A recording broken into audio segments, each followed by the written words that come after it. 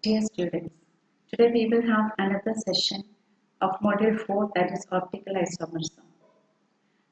In the previous video we discussed about the classification of isomerism in organic compounds. There we learned that isomerism is broadly classified as structural isomerism and stereoisomerism.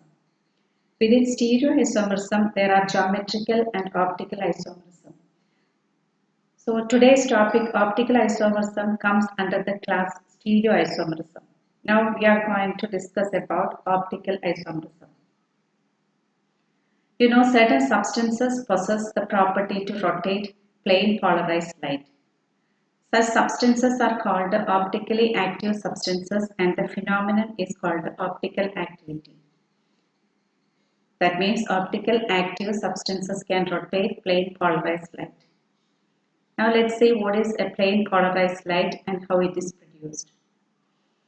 The light having a wave motion in only one plane is called a plane polarized light. And that is produced by passing a beam of light through a Nicoll prism, through a polarizer, that is a Nicoll prism. And the emerging light has only one plane. When we place a substance, the path of a beam, the substance can rotate the plane of propagation of the light either towards right or towards left. That is, the substance which rotates the plane polarized light towards right, that is clockwise direction, is called dextrorotatory and it is indicated by the letter D or the symbol plus. The similar way, the substance that rotates the plane of polarization towards left or anti-clockwise direction are called levorotatory and it is indicated by the letter L or the symbol minus. So these two forms, the dextrorotatory and levorotatory forms, are two optically active forms and they have the same degree of rotation but opposite side, plus sign and minus sign. And a mixture of these two substances, the dextrorotatory and levorotatory substances, in equal proportions, that is 50:50 mixture, will be optically inactive. That is, its degree of rotation will be 0. And that mixture is called racemic mixture. So racemic mixture is optically inactive form of a compound. Whereas dextrorotatory and levorotatory forms are optically active forms. Okay. Before going into the details of optical isomerism, we have to know certain essential components like enantiomerism, diastereoisomers, chirality, etc. coming under this topic. Now we will have two optically active forms, D and L forms.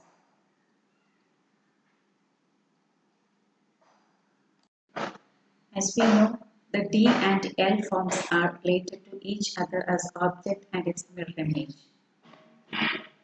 And these are called enantiomers. These enantiomers are also non-superimposable. The concept of non-superimposability is explained by taking the example the left and right hand of a human being. If we place a mirror in between the left and right hand, we can see the left hand is an exact mirror image of the right hand. And when we place the left hand over the right hand, above the right hand, we can see they are not superimposable. So the left and right hand are the two enantiomeric objects. They are related to each other as their mirror images and also they are not superimposable. So there are some compounds which are related to each other as object and mirror images and they are not superimposable. Such compounds are called enantiomers. And the only one condition for a compound or enantiomer to be optically active is the non-superimposability of the mirror image of a molecule with the original molecule. That is only one condition for optical activity. Such molecules are called enantiomers, and the phenomenon is called enantiomerism or optical isomerism.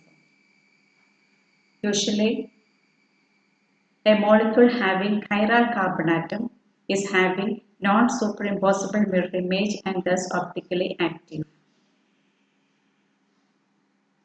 Now let's see what is chiral carbon atom or chirality.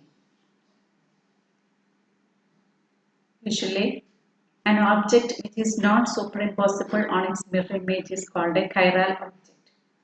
Example, left hand and right hand of human being. They are chiral objects. In the case of compounds or molecules, the chirality is due to the presence of an asymmetric carbon atom. Asymmetric carbon atom is the one in which all the four substituents are different. They are called chiral carbon atoms or asymmetric carbon atom. So the presence of this asymmetric carbon atom is the cause of chirality. So enantiomers usually have chiral carbon atom or asymmetric carbon atoms, and so they are not superimposable on its mirror images. That's why they are optically active. Similarly, there are molecules which is superimposable on its mirror image. It is symmetric molecules and it is said to be achiral. Usually, achiral compounds have a planar symmetry or centrosymmetry, so they are optically inactive.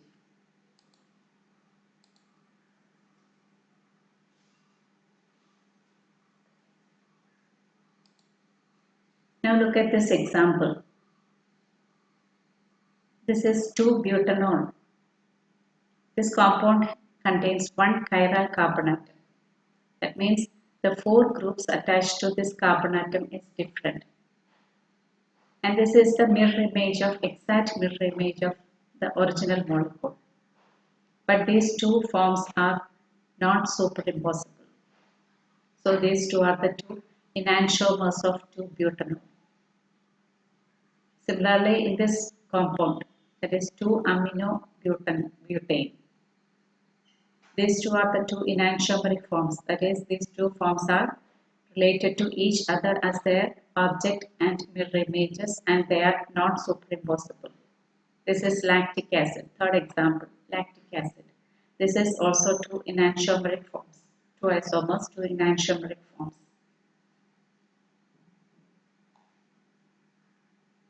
Now we have the term diastereomers.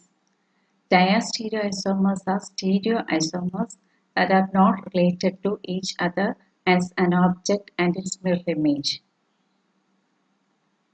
So the difference between an enantiomer and a diastereomer is that diastereoisomers are not related to each other as object and its mirror image, whereas enantiomers are stereoisomers that are related to each other as object and its mirror image. That's the difference between diastereomers and enantiomers.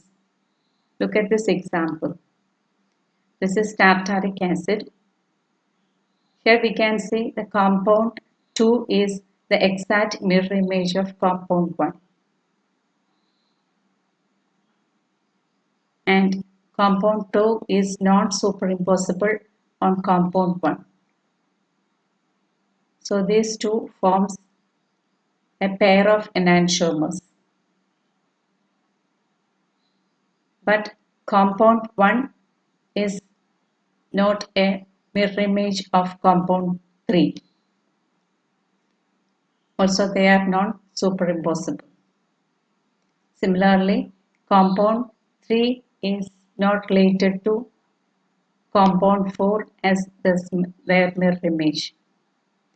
So these two pairs, that is compound, a pair of compound 1 and compound 3 are diastereoisomers because they are not related to each other as their object and mirror image.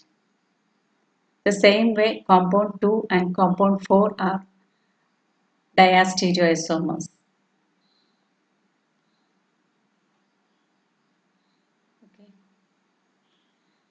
Next we have the calculation of number of possible stereoisomers of a compound. For this we have a formula 2 raised to n, where n is the number of asymmetric carbon atoms. Look at this example, 2-butanol. This compound contains only one asymmetric carbon atom.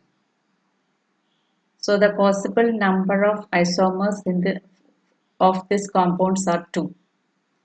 The formula is 2 raised to n. Here n is equal to 1. So 2 raised to 1 is equal to 2. These two are the two possible isomers of this compound. These isomers are enantiomers. Similarly, here also, this compound contains only one asymmetric carbon atom. So it has two isomeric forms, a pair of enantiomers. Similar is the case with lactic acid. This form is the mirror image of this form, and they are not superimposable. So these are the two possible isomers, a pair of enantiomers of this compound. So in general, we can say a compound having one asymmetric carbon atom has two isomers. This is another case.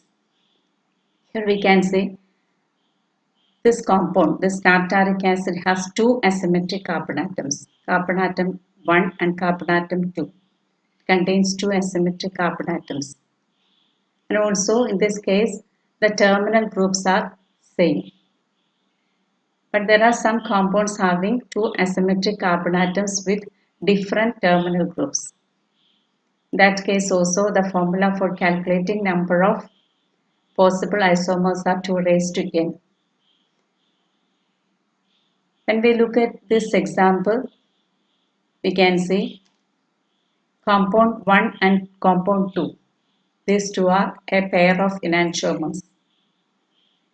And compound 3 and compound 4.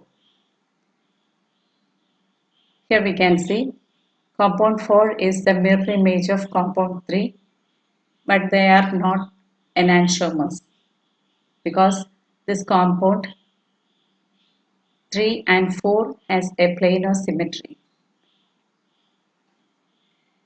Due to the presence of this planar symmetry, the molecule can be superimposed by turning upside down.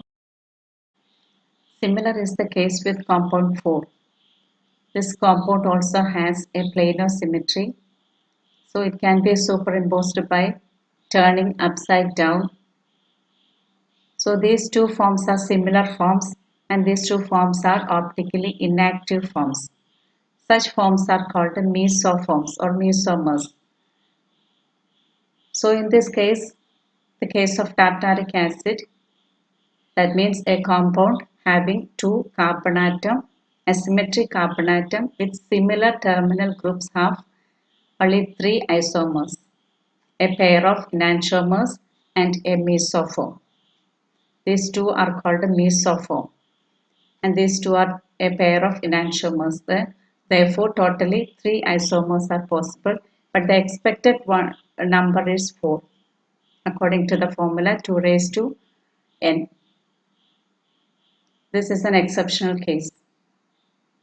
Another case is a compound containing two carbon atom, asymmetric carbon atom with different terminal groups.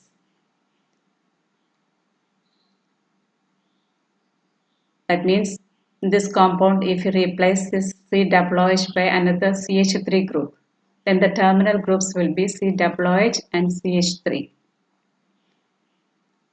In that case, the formula for calculating number of possible isomers are 2 raised to n, which is equal to 2 raised to 2, that is equal to 4.